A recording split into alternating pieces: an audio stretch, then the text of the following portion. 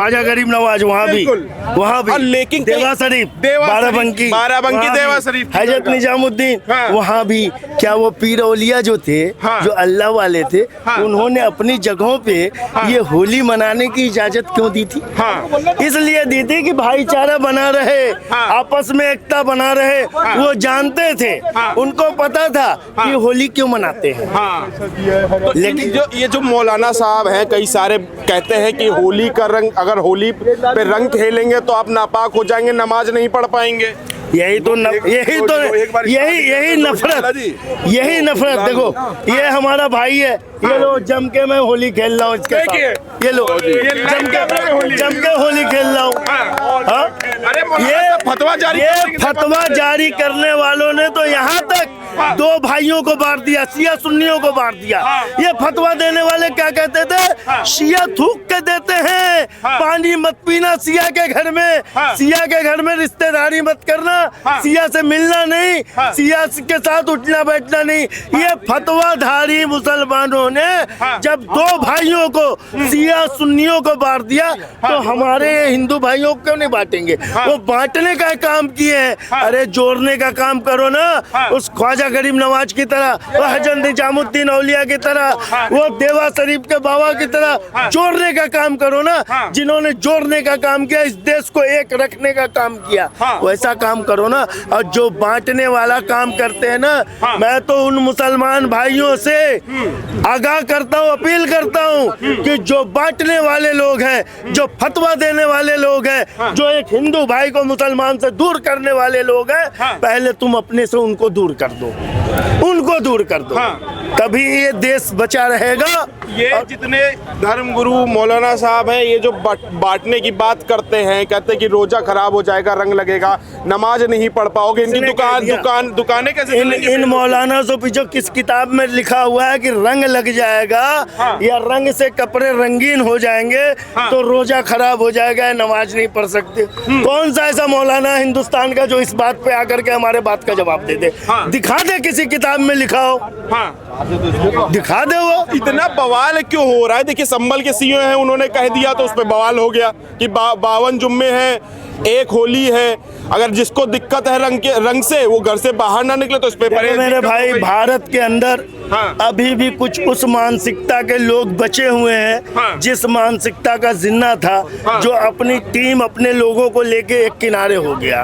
उन मानसिकता के लोग अभी भी भारत के अंदर है। धीरे धीरे उनको ढूंढ करके उनको निकालना पड़ेगा, तभी ये मेरा भारत महान कहलाएगा और चमकता हुआ भाईचारे का भारत कहलाएगा। नहीं तो ये लोग जो है ना, बीच में कुछ ना कुछ कर करके एक दूसरे को दूर करते जाएंगे। ये चाहते हैं कि देश के अंदर दंगे हो, फसाद हो, एक दूसरे के कत्ल किया जाए, एक दूसरे का लूटा जाए, ये चाहते हैं। लेकिन इस देश को अगर अमन और चैन में रखना है, सुख शांति से खुद जीना है और दूसरों को जीने देना है, तो हर वो काम करना पड़ेगा जो इस परिवार में आप रह करके, आपने इस परिवार को चुना है, आपने पाकिस्तान को नहीं चुना, आपने इस परिवार को चुना। 2 भाइयों में बंटवारा हो गया, एक भाई अपना जमीन जायदाद लेकर चला गया, एक भाई कहता है मैं नहीं जाऊंगा जी, मैं अपने भाई के साथ यहीं रहूंगा, इसी घर में रहूंगा, जैसे सुख दुख में ये रोटी खाएगा वैसे खाऊंगा, जैसे ये सोएगा वैसे सोऊंगा।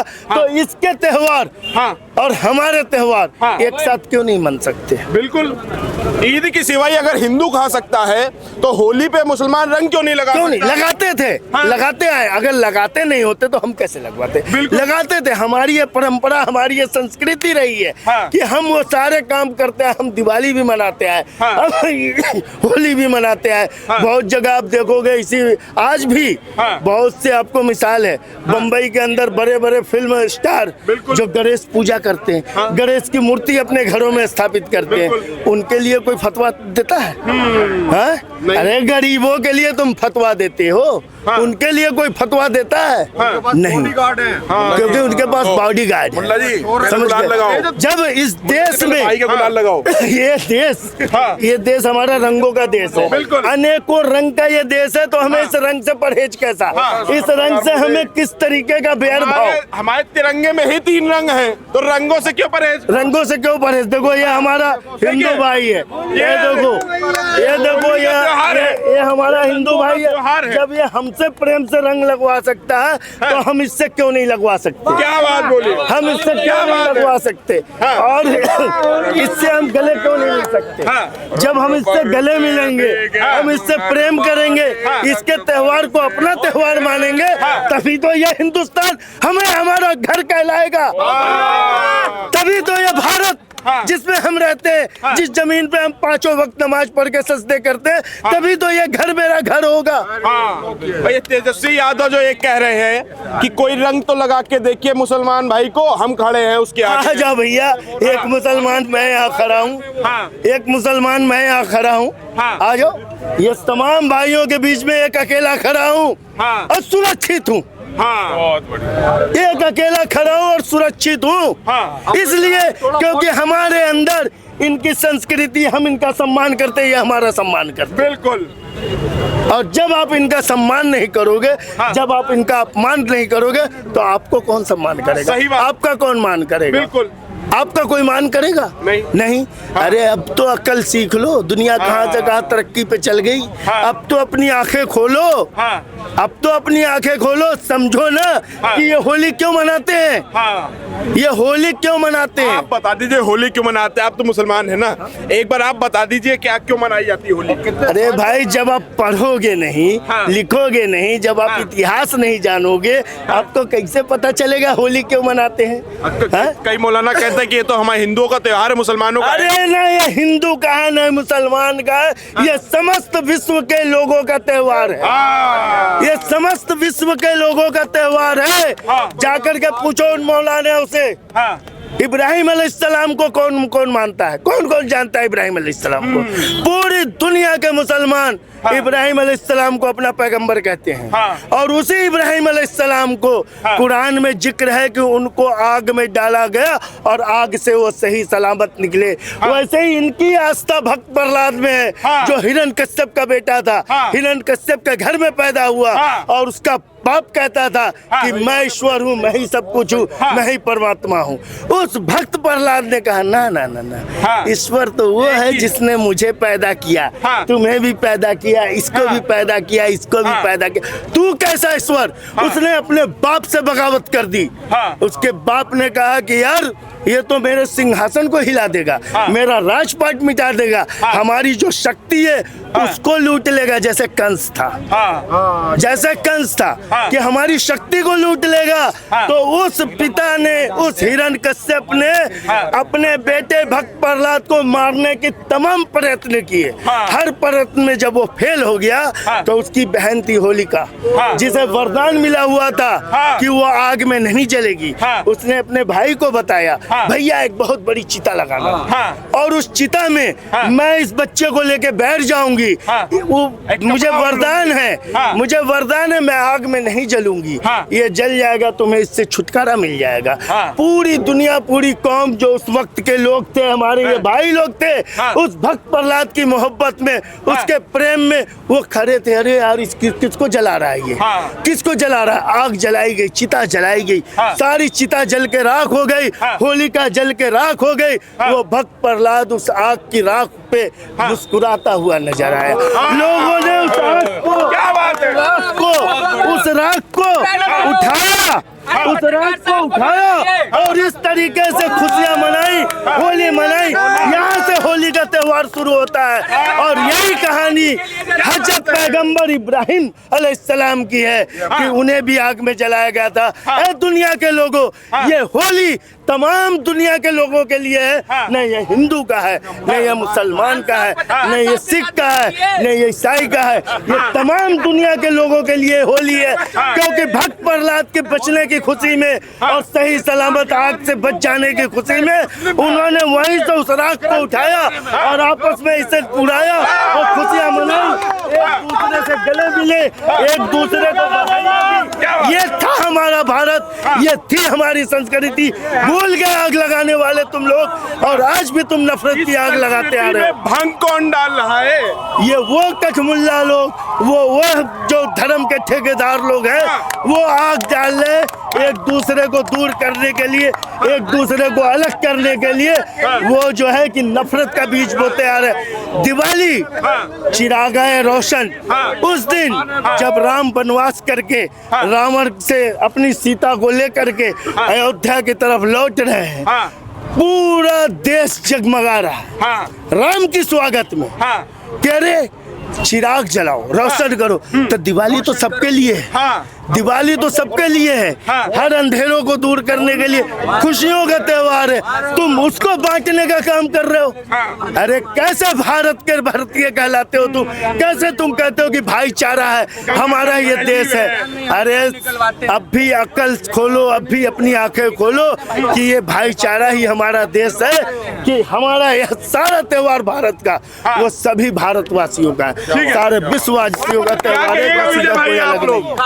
अगर ऐसे लगाने लगे कि रंग सबके लगाइए रंग, ये कैसे बच गए? क्या बात है, क्या बात है, क्या बात है। होली है, आप लोग को भी होली की बधाई। और जो रंग में भंग डाल रहे हैं उनके लिए जवाब है कि भाई रंग में भंग मत डालिए। आप क्या कहिएगा? ये जो रंग में भंग डालने वालों के लिए, उनके लिए जवाब क्या है? मेरा तो जवाब होली वाले दिन मिलेगा जब ये लोग अपनी शुक्रवार की नमाज को अदा करके, वो भी अपने ईद की नमाज को अदा करके जब मस्जिद से बाहर आएंगे तो मैं भारी खड़ा मिलूंगा इन्हें। मेरे हाथ में डंडा लट थोड़ी ना होगा कि मैं लड़ने के लिए पहुंच गया। प्रेम का रंग होगा, ये होगा रंग, प्रेम का रंग होगा। और देखो ये रंग होगा और ऐसे लगाऊंगा, ऐसे प्यार से और पूरे शरीर पे लगाऊंगा। जब वो अपने घर पहुंचेंगे ना, अपने समाज में पहुंचेंगे, अपनी माँ के सामने पहुंचेंगे, अपने बच्चों के सामने पहुंचेंगे, अपनी औरत के सामने पहुंचेंगे, उन्हें पता लगेगा देखो हमारे जो पिताजी है ना सही में अपने भाइयों के साथ होली खेल करके आए, सही में होली खेल करके आए। उनकी माओं के, उनकी बच्चों के आंखों से अगर आंसू ना छूट जाए वो रंग देख करके कि इतना पुराना दोस्ताना, इतना पुराना भाईचारे वाला, किन नफरती चिंटुओं ने, किन नफरती गद्दारों ने हमारे बीच में इन लोगों को दूरियां बना रखे रखी थी। कौन जेड गोल रहा है हमारे बीच में? सबसे पहले फट्टा उनके बीच में बजेगा, उनको बजेगा। विपक्ष के नेता फिर कहाँ जाएंगे जब ऐसे आप लोग होली खेलने लगेंगे? विपक्ष के नेता हमारे गुलाम हैं, हमारे ही जनता के नौकर हैं, चाहे कोई भी हो। भैया हम जो नेता चुन रहे हैं तो हम लोग कोई मालिक चुन रहे हैं? अरे हम सेवक चुन रहे हैं। हमने योगी जी चुने, हमने मोदी जी चुने, वो योगी मोदी जी चुने जिन योगी जी के पास में अपनी इस भारत देश के अंदर एक 100 गज का टुकड़े की रजिस्ट्री नहीं है।